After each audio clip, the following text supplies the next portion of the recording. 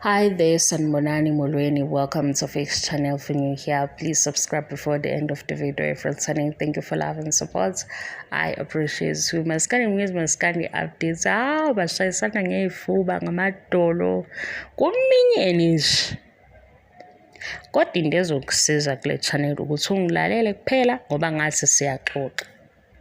Kodwa ngoba kune gap eSouth Africa, lento le journalism ngizoyilanda intatheli.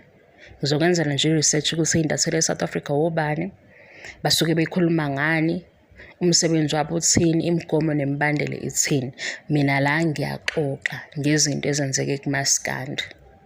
Kukuwe ukuthi into uyireceive kanjani ngaleso sikhathi. Uma kuyinto othola ukuthi iyakujabulisa wena ungathatha ngokuthi entertainment news, kodwa le ayikho deep.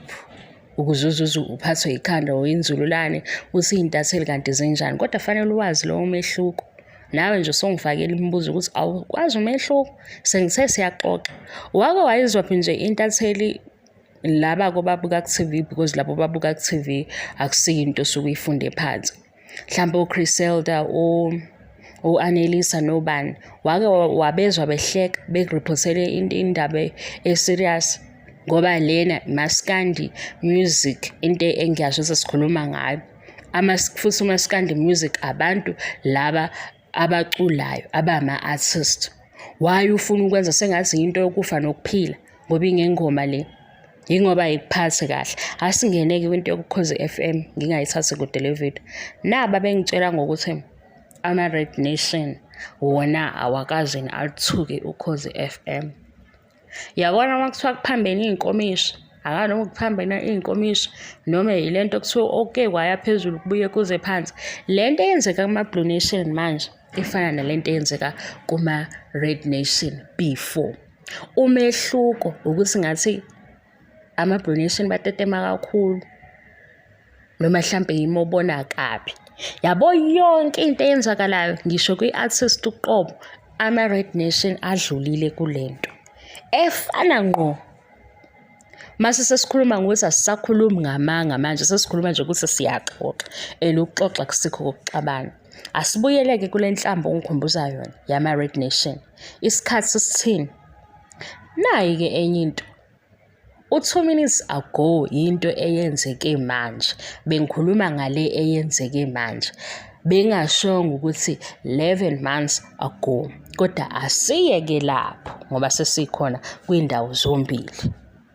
1st of January to 15th January. Kunenhlamba nje ehamba ne-Song of the Year. Mangicabanga ukuthi ukhuluma ngendaba ye-Song of the Year.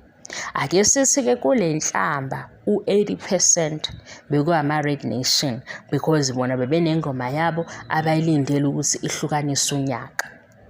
Ngoba siyaxoxa-ke asithi bahlulekile ukwenza lokhu. Kwaba nama-Blue Nation. Njengoba kunenhlamba esukela from 1st January to 5 January ngenze isibonelo. Ama-Blue Nation lawa enze iqiniso, enze umsebenzi omkhulu ngokuthi bona bavote bedablishe zonke inamba noma beze beyiphinde kathathu. Ama-Blue Nation engapha aneqiniso lawo. Leli qiniso lawo yini? Yivoti labo. Ukuvota-ke from kuvulwa kugcine ngesikhathi okuvalwa ngaso kungaba yi-private meeting, kube yi-strategy somndeni or kube yi-strategy se-fan base bengatshelwa abanye. Uma sekufika-ke isikhathi la ingoma isihlukanisa unyaka sekuyabhiyozwa-ke ngithi khona abavotile. Sekufika le i-radio station lena-ke simemezele ingoma ihlukanisa unyaka. Laba abajabulile, abavotile, abashaye i-strategy esinzima kakhulu, yibo phela ku-1st January kuKhozi FM abavale leli page. Ngoba-ke bahluleke ukuvala leli page. Ukulivala kwabo yini? Ukuthi salenza iqiniso. Ama-airtime abo, ama-screenshot okuvota kwabo because bavote bahlula abanye. Yibo aba-happy. Kodwa kwenzakalani? kugijima abahlulekile kuqala baba baningi kuleli page loKhozi FM. Angithi siyayilanda ukuthi le nhlamba injani. Okay-ke asisike u-first day lo oku-1 January kugcwala laba banenhlamba. Ku-second day nidlulile phela manje kwi-strategy seniwinile. Ku-2 of January akekho nje kule group le ehlanganile yabamba i-family meeting baba ne-strategy senzima obona ukuthi asivele sibalethele ubufakazi asibalaye. Ukubalaya kwabo yini? I-airtime, because mhlambe kuzoba nzima ukuthi wena usikhombise ngoba kuthiwe i-maximum ukuvota 20,000. Kuzoba nzima ukuthi usinikeze mhlambe i-screenshot yama-SMS awu 13,000 or over. Kodwa futhi ungawabamba lapha phezulu uyabona ngoba phela lento i-SMS line yakuKhozi FM angithi yodwa guys. Kusho ukuthi lona ophinda lama SMS kule number la eceleni angithi i-message ukubone ake sithi u-MTN. Uma wena ucommunicate no-MTN manje indlela amafoni asedalwe ngayo sekuyakwazi ukuthi kube u-MTN wodwa kufane nokuthi i-file kwi-SMS line le yakuKhozi FM, because angithi yodwa indawo SMS akuyo la eceleni. If ama-votes akho awu-500 angithi yahamba i-SMS kubuye ukuthi uvotile. Yini enzima ngokuthi sibone lo 1,000 ukuthi ama-SMS awu-1,000 lana uwenze i-screenshot? Because indaba inani inobufakazi. Into esolekayo iqedwa yiqiniso layo. Into esolekayo iqedwa ubufakazi.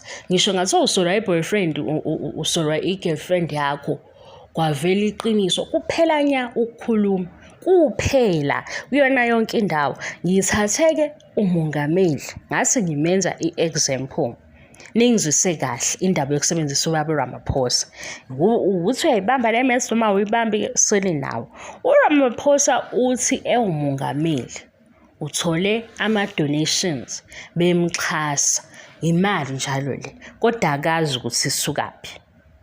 Njengoba engazi yilana-ke okusekune-invitation yophenyo, because ifikile le mali angithi wahamba uRamaphosa wathi thuma mina base bethi-ke uxhaso ubani akazi. Ushilo guys ngakufuna nikuthola le ndawo yokuthi akazi into ibe yenzekile ile ndawo esivula isikhala sokuthi aku-investigate manje kwenzakaleni kanti akuseshwe akulandelwe imali. Mina ngase ngiyibuza ukuthi ngoba phela uRamaphosa mkhulu yena upresident yona lento yokuthi uyaseshwa iyiqiniso yini, le investigation iyiqiniso yini? Because kunzima ukuthi ungathi phela uRamaphosa usiphethe sonke manje njengoba esiphethe kuba nzima ukuthi kuphenywa yena esesikhundleni. Asishiya Ramaphosa sibuyele kuKhozi FM.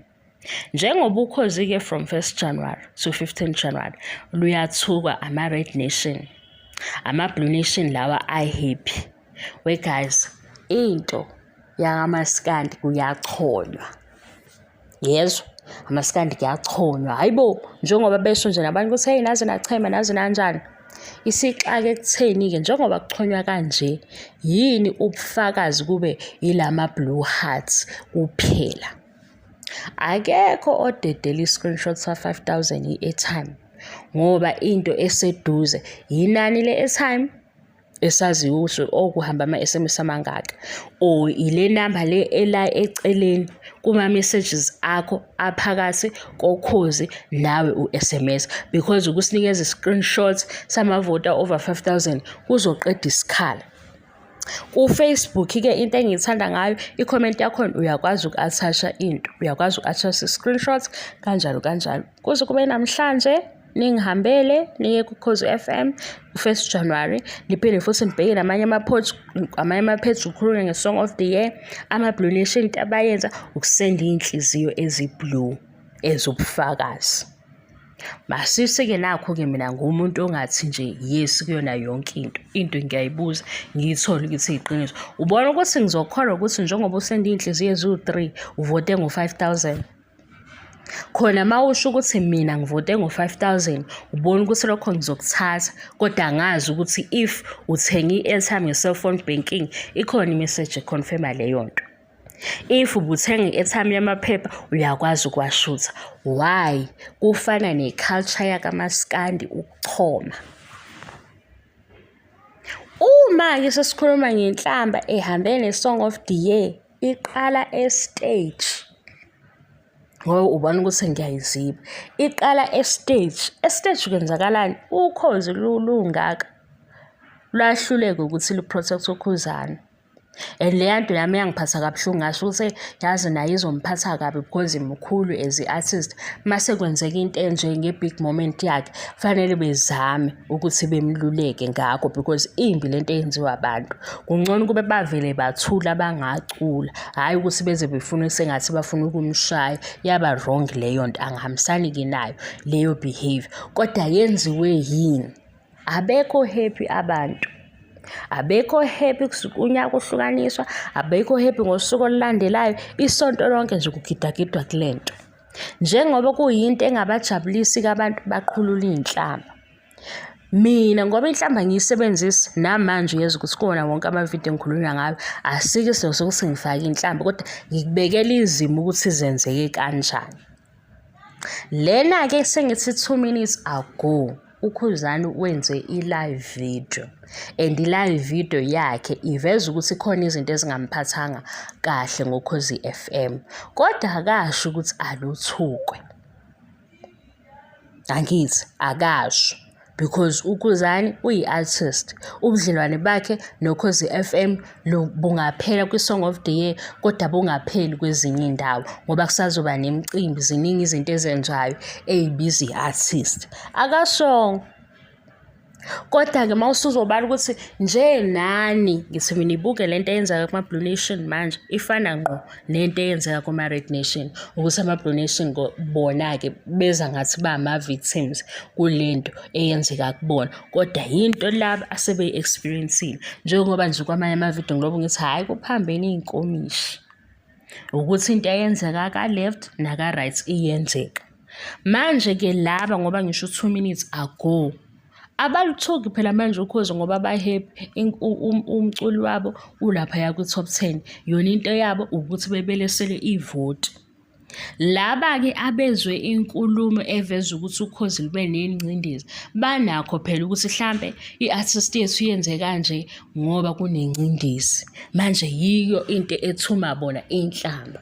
Njengoba nje ngithi iyahlekisa into yakhona, ilula vele ngoba iyahlekisa. Nina nifuna ukuyenza ibe njani, ibe personal because ukuba umlandeli angazi kuyini kuwena. Iyahlekisa vele ukuthi umuntu ade umthuka manje usuphinde futhi wena uphindela kuyena. Ayihlekisi? Iyahlekisa.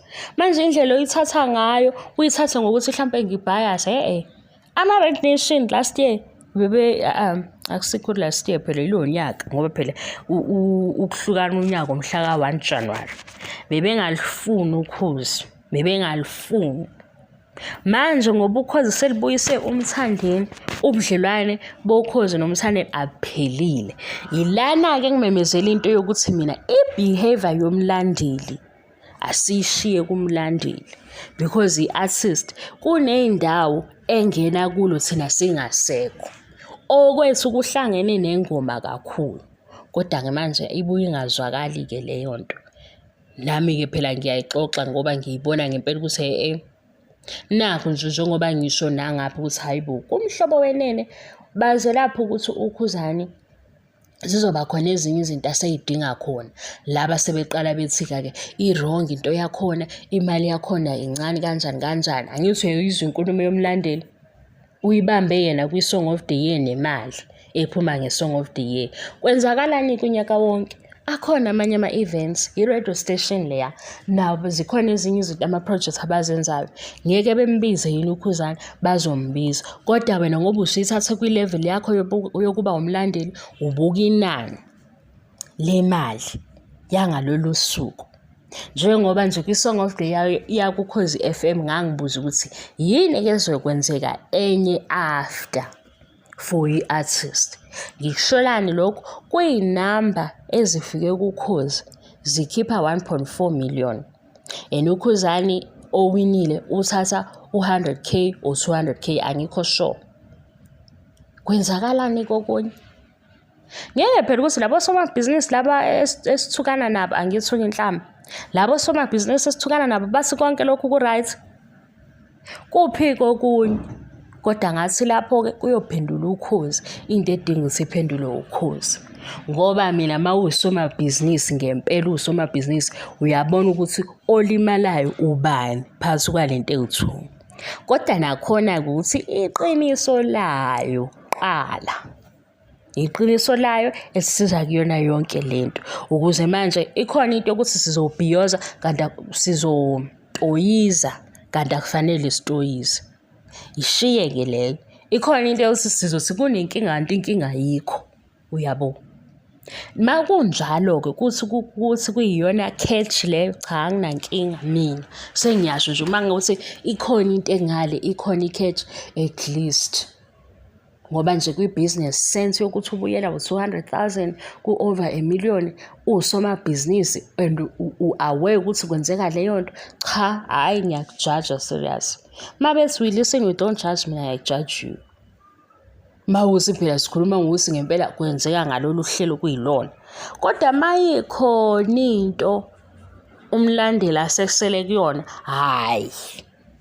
ayikho inkinga guys. Ukuthi phela nina ezinye izinto bayibuka njengepolitiki, sishiye lapho-ke. Kodwa uma ufuna ukungikhumbuza ukuthi ama-Red Nation ngikwazi kahle lokho, kodwa bengikhulume ngobani 2 minutes ago isikhathi. Lo 2 minutes ago i-reference yini? I-live video yaKhuzani.